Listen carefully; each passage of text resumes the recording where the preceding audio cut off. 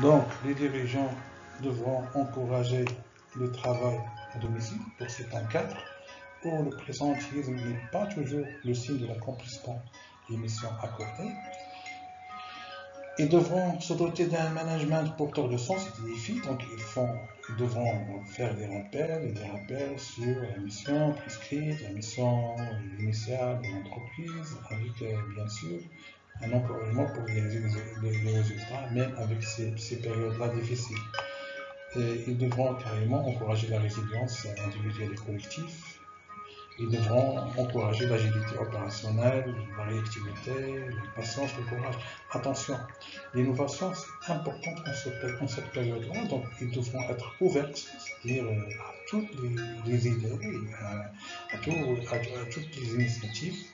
Donc, évidemment, avec un management de proximité, un management pragmatique de proximité, pour essayer de s'aligner le maximum des parties prenantes et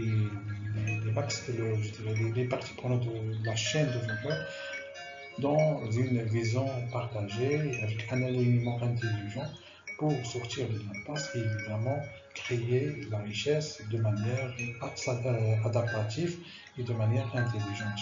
Attention, après avoir analysé le contexte, après avoir revu la cartographie des risques, après avoir pondéré, les choses, et évidemment évaluer, l'impact négatif et positif de cette crise-là. Donc, après avoir fait tout ça, donc, encourager l'innovation, encourager la créativité conceptuelle et opérationnelle, inculquer aux managers une nouvelle culture organisationnelle basée sur le partage, c'est-à-dire l'horizontalité, la transversalité, la communication horizontale, le dialogue, etc. Et surtout la responsabilisation effective et morale de l'ensemble des parties prenantes.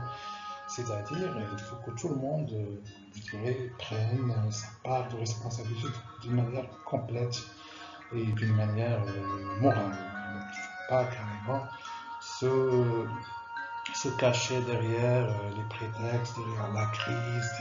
Donc il faut être ouvert, il faut être courageux, il faut prendre la responsabilité. L'esprit entrepreneurial est très important de l'ensemble des dirigeants et de l'ensemble des managers en cette période-là. Donc la accountabilité, donc tout le monde doit rendre compte, il doit assumer la responsabilité, il doit être courageux de prendre les décisions. Et évidemment un esprit de détermination élevé de staff. Ça, c'est un capital tangible, pertinent, et ça, c'est très demandé dans cette période de crise-là. C'est avec cette valeur de détermination qu'on pourra carrément sortir ensemble gagnant et qu'on pourra carrément continuer en cette période-là. Donc, on doit continuer, on doit mener des signes positifs avec la détermination qui reste quand même une socle, de valeur qui pourra nous aider à sortir gagnant de cette période. Les DRH, donc les compétences RH à pouvoir durant cette période de crise vont être le levier stratégique décisif. Évidemment, l'entreprise devra se reconcentrer sur son focus moral, c'est-à-dire la création durable de la valeur, et sur sa mission opérationnelle prescrite, c'est-à-dire la proposition de solutions intelligentes pour l'ensemble de ces parties prenantes.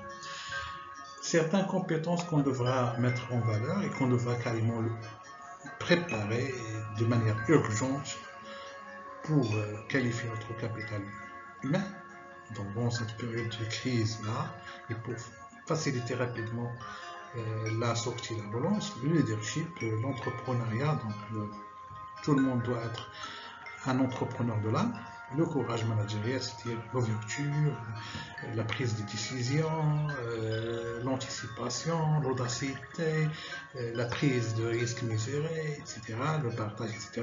La transversalité, c'est-à-dire le teamworking, le travail collectif, le travail participatif, et l'agilité évidemment, et la résilience individuelle et collective. Donc l'entreprise pourra sûrement demeurera